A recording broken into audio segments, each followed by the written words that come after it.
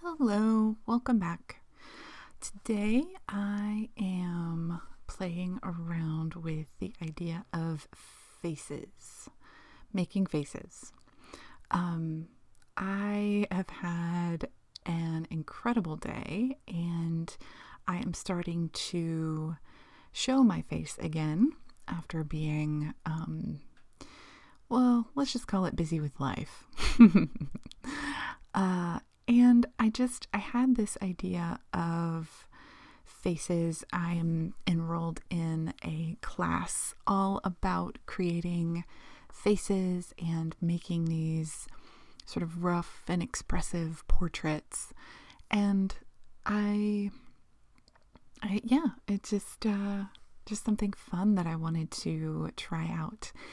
And I had this incredible day of having so many creative ideas and creative conversations and what it means to be creative. And so this idea sort of came to me, and I took the opportunity to create my little Create an 8 today, with the idea of these ideas spilling out. So that's what I'm creating today, again with a limited palette and just really flowing intuitively. And something else that I wanted to note is this paintbrush is my grandmother's paintbrush. I come from a very creative and artistic family, and my mother painted. She did a lot of folk art and was an incredible painter and creator. And my grandmother was a celebrated watercolorist. And I just remember going to her house when I was young and just watching her paint and spill color all over her watercolor paper and create just amazing worlds. And she was always collecting things from outside, bits of, anything she would find, rocks and leaves and feathers and dried grasses and all sorts of things. And she would create these wonderful little vignettes from what she would find in nature.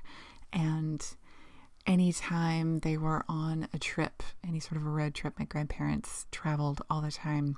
She always had her sketchbook in the back seat. She would always sort of set up her little world in the back seat. She never loved to be in the front seat. It was like a driving Miss Daisy situation. And she would do these little thumbnail sketches. There's tiny, tiny little things of scenes as they were flying down the road. And it was just such a thing that stuck out in my memory. And she was always encouraging me to use color and to paint things and to draw and sketch. And she always had endless supplies around, and she would hand me papers and things and just tell me to just paint what was in my imagination or create something or play with color and see how the colors mixed. And I always joke around that I knew color theory and the color wheel before I knew my alphabet. And that was definitely my grandmother's influence of teaching me to experiment and to just see what would happen. And she would do this fun thing where she would be in the middle of creating something and really into it. And then she would stop and pause, and she would throw it down onto the floor, just dramatically. And then she would stand there and stare at it and just furrow her brow and grasp her chin and just kind of stare intently at it. And maybe she would walk away and go get a cup of tea. And then she would come back and she would stare and hem and haw. And she'd turn it upside down.